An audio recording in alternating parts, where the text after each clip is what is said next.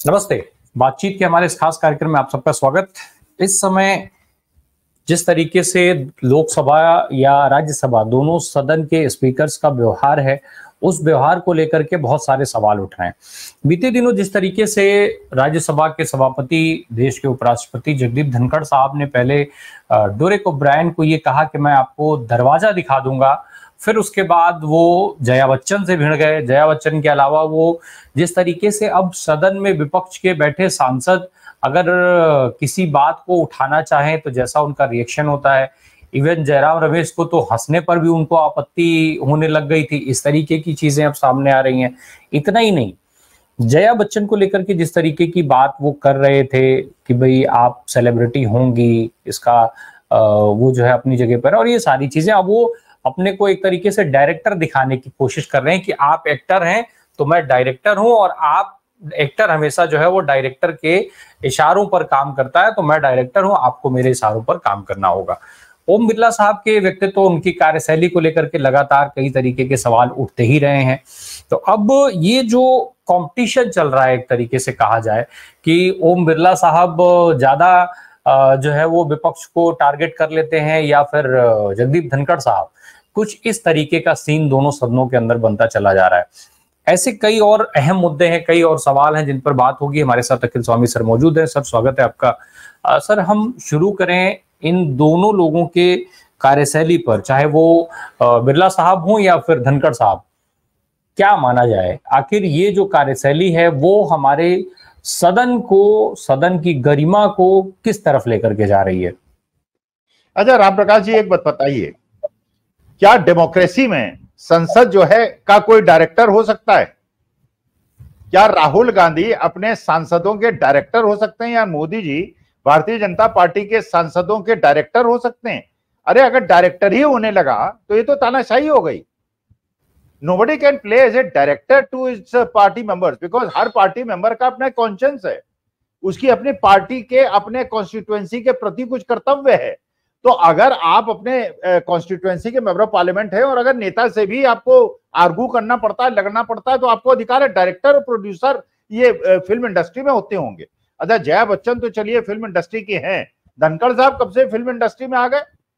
अच्छा, दूसरी बात आप ये सोचिए, जया बच्चन से जो पूरा सेंटेंस उन्होंने कहा you may B a celebrity, I do not care.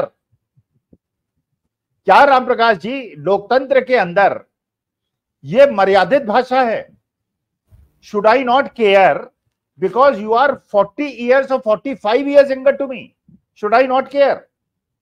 क्या पुरानी जनरेशन को नई जनरेशन से अच्छी तरह से बात नहीं करनी चाहिए क्योंकि हम बूढ़े हैं इसलिए हम अपमान कर सकते हैं किसी का? अगर मैं टीचर हूं तो मैं क्लास में बच्चों का अपमान कर सकता हूं क्या? अरे बच्चों की कुछ मर्यादाएं हैं, टीचर की कुछ मर्यादाएं हैं, बाप की कुछ मर्यादाएं हैं, उनके बच्चों की कुछ मर्यादाएं हैं। अगर बाप मर्यादा का पालन नहीं करेगा तो बच्चों से कैसे अपेक्षा करेगा मर्यादाओं का पालन करे?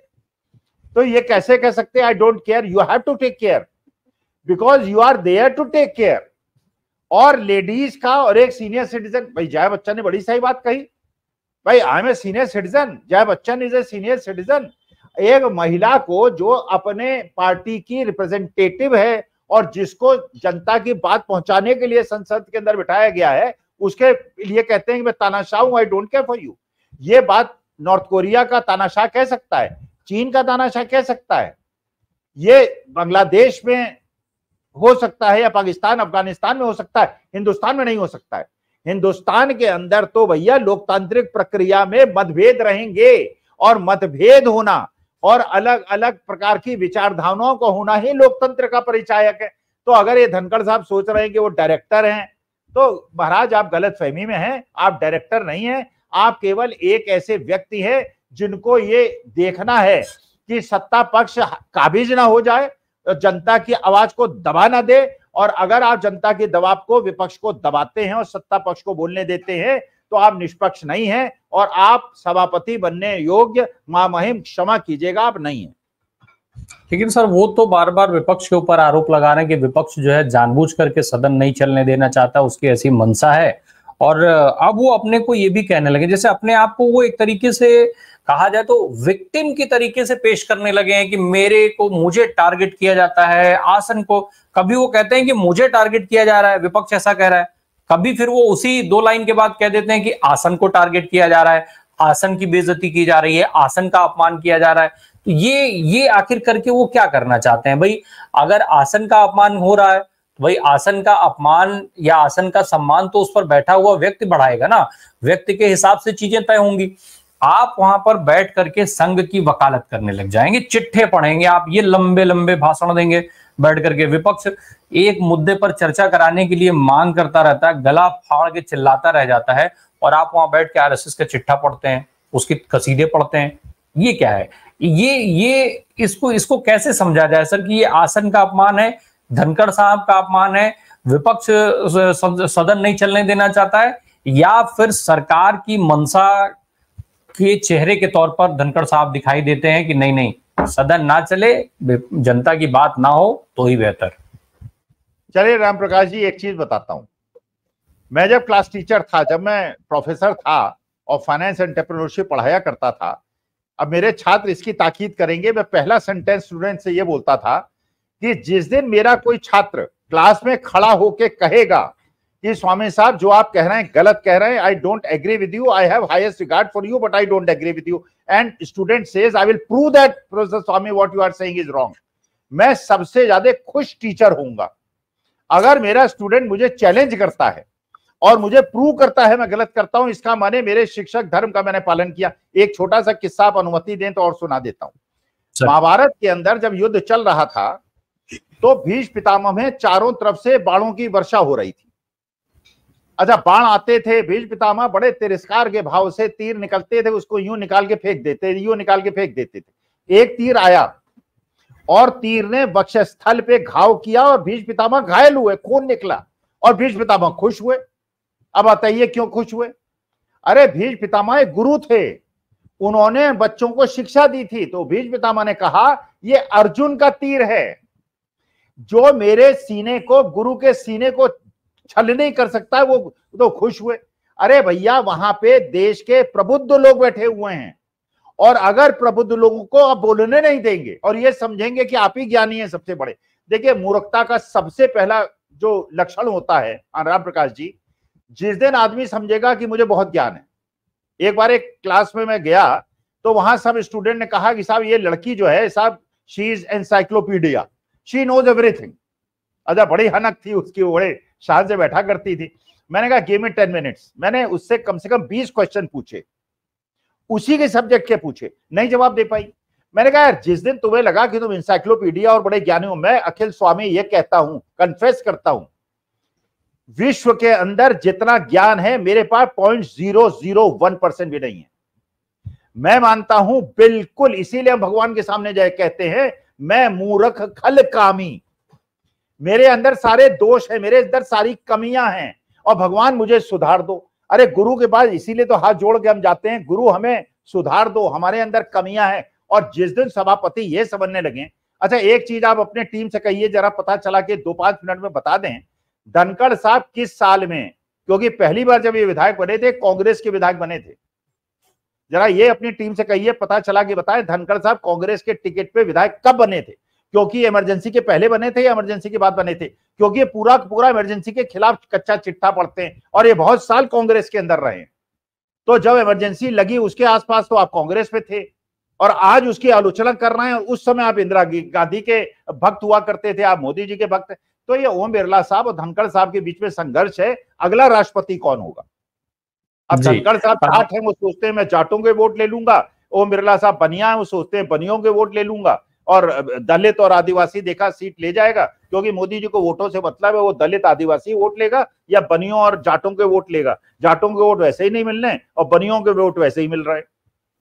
जी, निश्चित तौर पे ये एक कंपटीशन की तरीके से दिख रहा है कि भाई बिरला साहब भी एकदम डटे हुए हैं और धनखड़ साहब भी डटे हुए हैं, दोनों लोग बिल्कुल खुल करके बैटिंग कर रहे हैं कि यार कोई आ जाओ, कुछ होना जाना नहीं है, जो हम कहेंगे वही होगा, आसन पर हम बैठे हैं तो सत्ता के लोग बोलेंगे तो हम हंसेंगे, हम मुस्कुराएंगे, हमारा चेहरा प्रेजेंटेबल होगा।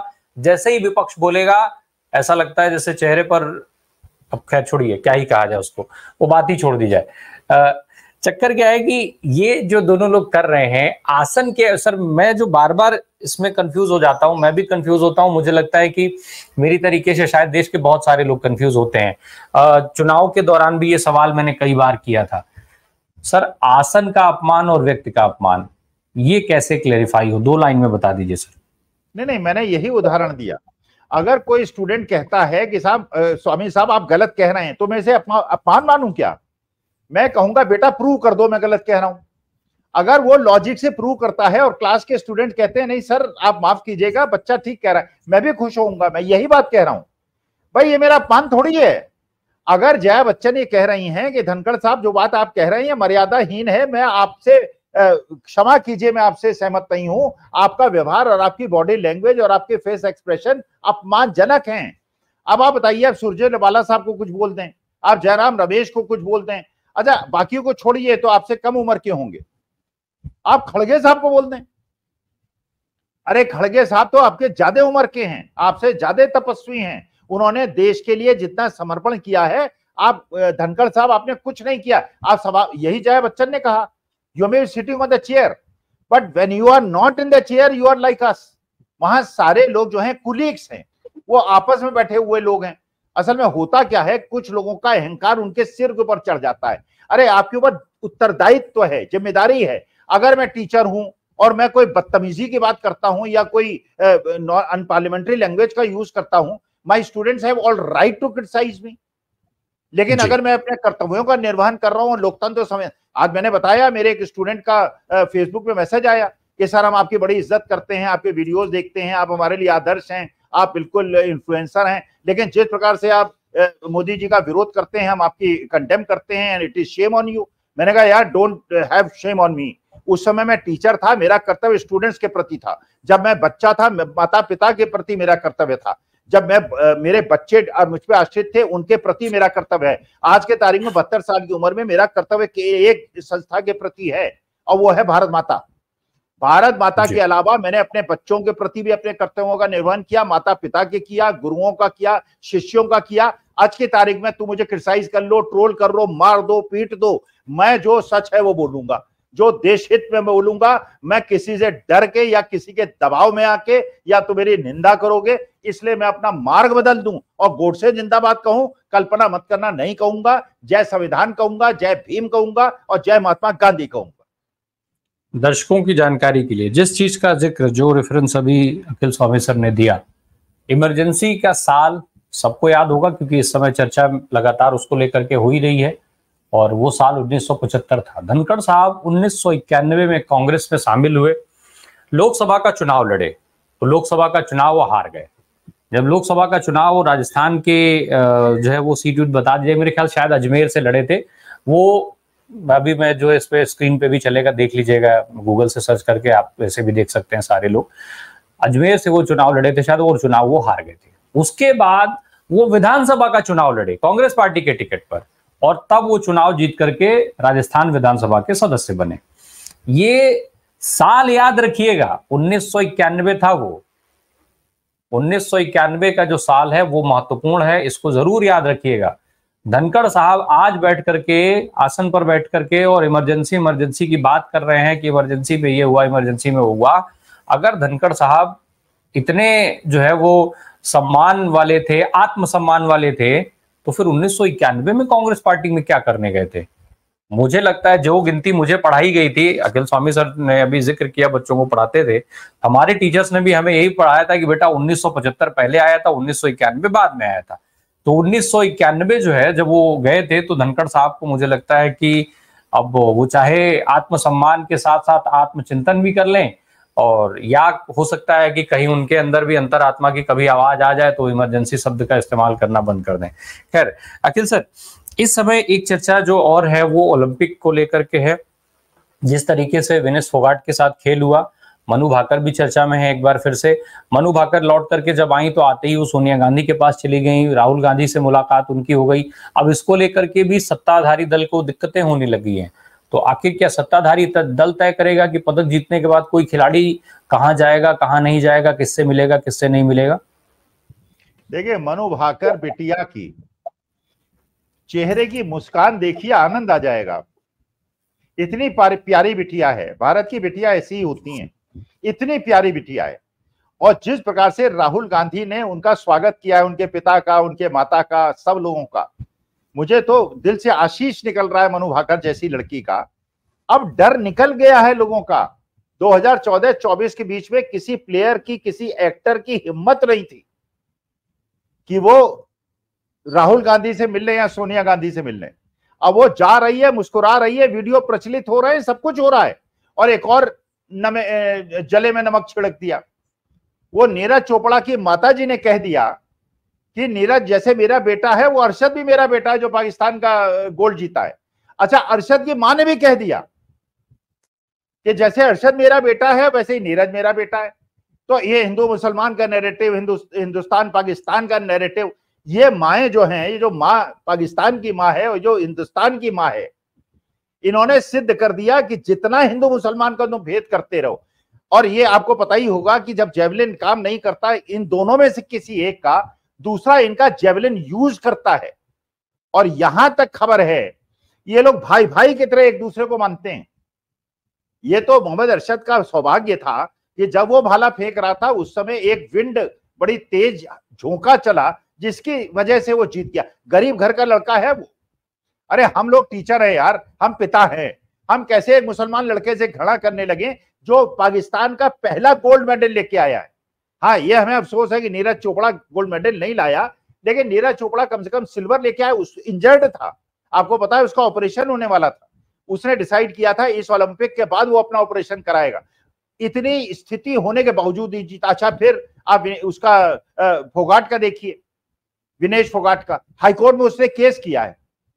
अरे मूर्खतापूर्ण निर्णय था, जब पता था कि इसका लड़की का 2.5 किलो वेट, इन्होंने कोई उसे ऐसी चीज पिला के उसका वेट बढ़ाया है। अरे भैया, वेट हो जाता उसके बाद पिला देते, अगर उसको न्यूट्रिशन की जरूरत होती उसे अनफिट डिक्लेयर करा देते।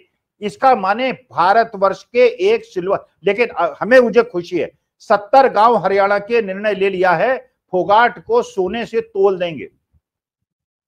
यह भी कह दिया है एक विधायक ने, महम के विधायक ने, इंडिपेंडेंट विधायक हैं कुंडू साहब, उन्होंने कह दिया अगला खेल मंत्री हरियाणा का विनेश फोगाट होगी। और ये देश की जो हमारी बेटी है, हर बेटी का मनु भाकर को दिल से आशीर्वाद देता हूं।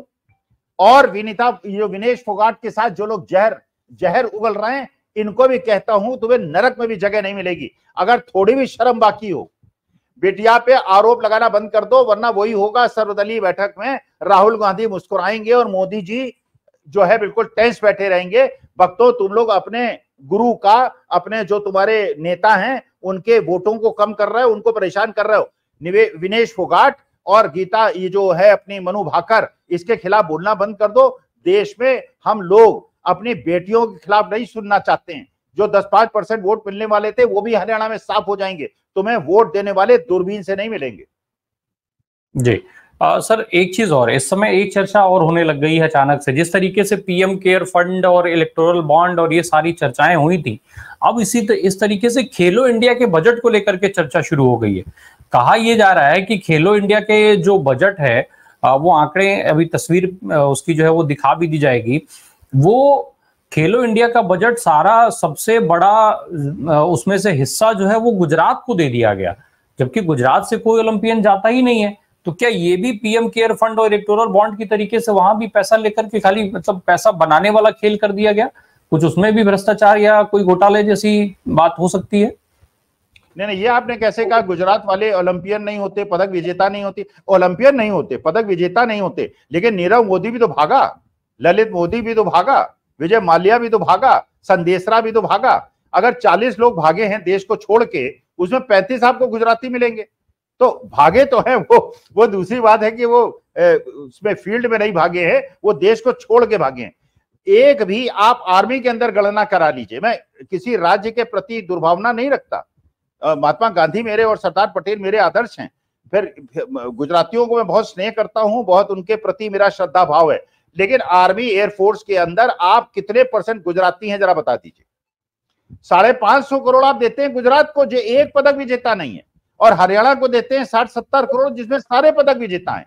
तो हरियाणा में मैं रहता हूं भैया, मैं तो आज नमक खाता हूं हरियाणा का। मेरा तो आज के तारीख में समर्पण है हरियाणा के प्रति।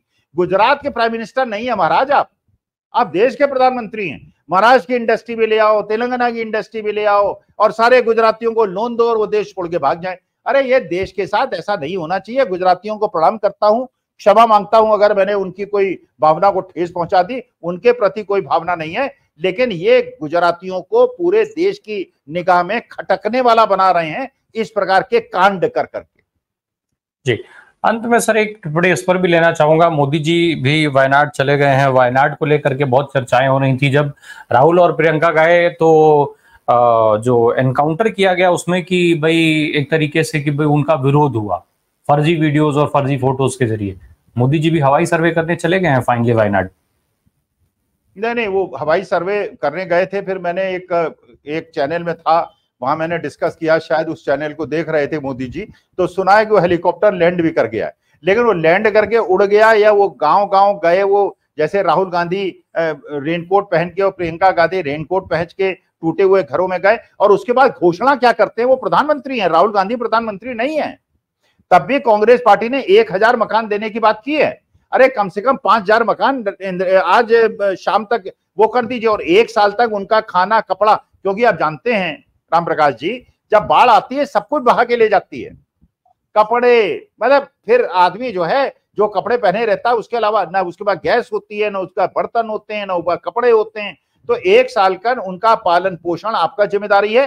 1 साल के अंदर उनको अच्छा मकान बनाकर अंबानी जी दें, अडानी जी दें, मोदी जी दें, गुजराती दें, जो गुजरात छोड़ के विदेश भाग गए वो दें। लेकिन उन लोगों को, वायनाड के लोग हिंदुस्तान के हमारे संयुक्त परिवार के बच्चे हैं, हमारे संयुक्त परिवार के लोग हैं। ये मत समझिए कि वो केरला जो है वो कम्युनिस्ट वहां पे चीफ मिनिस्टर है और राहुल गांधी की कॉन्स्टिट्यूएंसी है, इसके लिए उसके साथ अन्याय मत कीजिए। वहां की जनता के आप प्रधानमंत्री हैं, आप केवल गुजरात के प्रधानमंत्री नहीं है माननीय मोदी जी। चलिए, अब ये तो जब घोषित हो चुका है कि जिन लोगों ने हमें वोट दिया है हम उन्हीं का काम करेंगे, इसके बावजूद आप जो बात कह रहे हैं अगर वैसा कुछ होता है तो निश्चित तौर पे ये बड़ी अच्छी बात होगी, क्योंकि अब तो साफ तौर पे भाई सांसदों ने ये कहना शुरू कर दिया है, कई बयान ऐसे आ चुके हैं कि जिन्होंने हमें वोट दिया है हम उनका काम करेंगे, जिन्होंने वोट नहीं दिया उनका काम नहीं करेंगे। तो और बजट में भी इस तरीके की चीजें शामिल हुई थी। खैर, अब देखा जाए क्या कुछ होता है। बहुत बहुत धन्यवाद अखिल स्वामी सर इन महत्वपूर्ण विषयों पर हमसे चर्चा करने के। Thank you so much.